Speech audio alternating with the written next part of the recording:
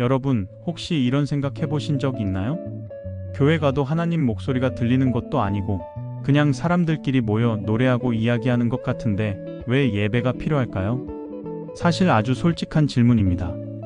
겉으로 보면 예배는 그냥 종교 행사 같아 보일 수 있죠. 하지만 성경은 말합니다. 예배는 하나님과의 대화라고요. 첫째, 말씀을 통해 하나님은 우리에게 말씀하십니다. 목사님이 설교하는 것 같지만 그 말씀 가운데 내 마음을 울리는 메시지가 있다면 그것이 바로 하나님이 주시는 음성입니다. 너는 내게 부르짖으라, 내가 내게 응답하겠다. 예레미야 33장 3절 말씀입니다. 하나님은 지금도 응답하시는 분이십니다. 둘째, 기도를 통해 우리는 하나님께 응답합니다. 혼잣말 같지만 하나님은 우리의 속삭임까지 들으십니다. 내가 기도할 때 하나님은 이미 듣고 계시고 때로는 눈에 보이지 않는 방식으로 응답하십니다. 셋째, 찬양은 우리의 마음을 열어 하나님께 드리는 고백입니다. 음악은 언어보다 깊은 곳을 건드리죠. 찬양은 하나님을 향한 사랑과 믿음을 표현하는 또 다른 대화 방식입니다. 그리고 마지막으로 예배는 혼자만의 대화가 아니라 공동체의 대화입니다. 가족이 함께 모여 밥을 먹는 것처럼 하나님의 자녀들이 모여 아버지께 노래하고 말씀을 듣고 기도하는 겁니다. 그 속에서 우리는 하나님 백성으로 다시 힘을 얻습니다. 그래서 예배는 단순한 종교 행사가 아닙니다. 눈에 보이지 않는 하나님과의 실제적인 대화의 시간입니다. 그리고 그 대화를 통해 하나님은 우리를 위로하시고 새 힘을 주시고 하나님 나라의 삶으로 다시 보내십니다. 오늘도 예배의 자리를 통해 하나님께 귀 기울이고 그분과 대화하는 은혜가 있기를 축복합니다. 하나님은 누구신가요? 1. 창조주 하나님.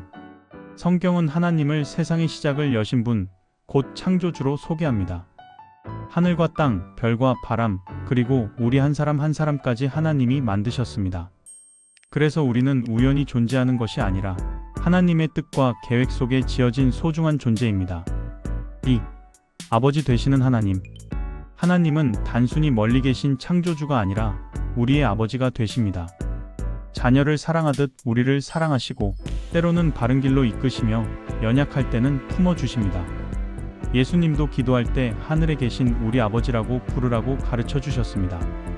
그만큼 하나님은 가까이 계시고 인격적으로 교제하시는 분입니다. 3. 구원자 하나님. 우리가 연약하고 죄로 인해 무너질 때 하나님은 우리를 그냥 두지 않으셨습니다. 예수님을 이 땅에 보내셔서 십자가와 부활로 우리를 구원하셨습니다. 즉, 하나님은 심판하시는 분만이 아니라 사랑으로 구원하시는 하나님입니다. 하나님은 과거 속의 이야기가 아니라 지금도 살아계셔서 우리와 함께 하십니다. 기도할 때 응답하시고 고난 중에 위로하시며 올바른 길로 인도하십니다. 우리 삶의 목적과 의미는 결국 하나님과 함께하는 것에서 발견됩니다. 하나님은 세상을 지으신 창조주, 우리를 사랑하는 아버지, 우리를 구원하신 주님, 그리고 오늘도 우리와 동행하시는 살아계신 하나님이십니다. 예수님은 약 2000년 전 지금의 이스라엘 땅 베들레헴에서 태어나셨습니다. 가난한 목수의 아들로 자라셨지만 하나님의 나라를 전하며 수많은 사람들에게 가르치고 치유하시며 새로운 길을 보여주셨습니다. 성경은 예수님을 단순히 위대한 스승이나 선지자로만 소개하지 않습니다. 예수님은 하나님의 아들, 곧 하나님이 인간의 모습으로 세상에 오신 분으로 증거합니다. 십자가에서 죽으심으로 우리의 죄를 대신 짊어지셨고 부활하심으로 죽음을 이기셨습니다.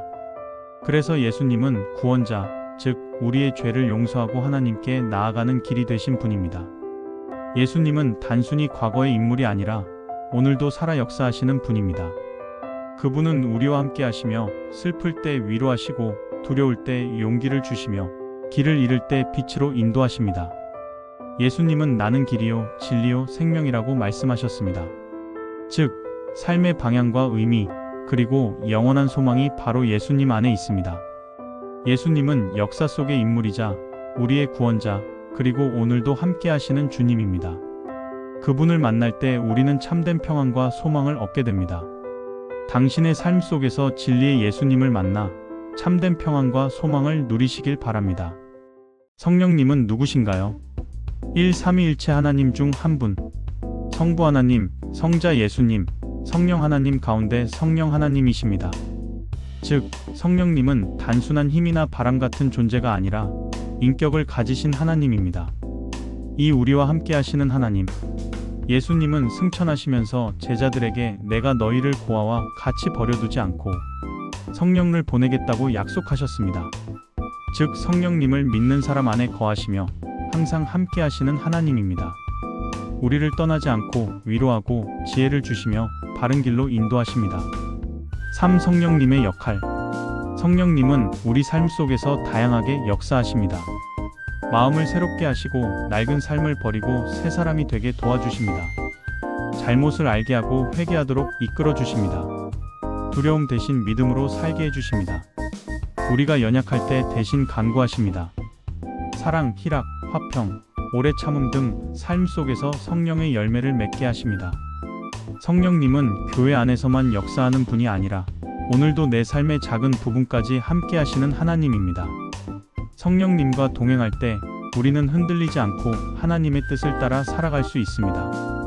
성령님은 멀리 계신 분이 아니라 우리와 늘 함께 하시며 인도하시는 하나님입니다. 그분 안에서 우리는 참된 위로와 능력, 그리고 변화를 경험할 수 있습니다. 오늘 묵상할 말씀은 예수님이 약속하신 성령입니다. 예수님은 제자들에게 말씀하셨습니다.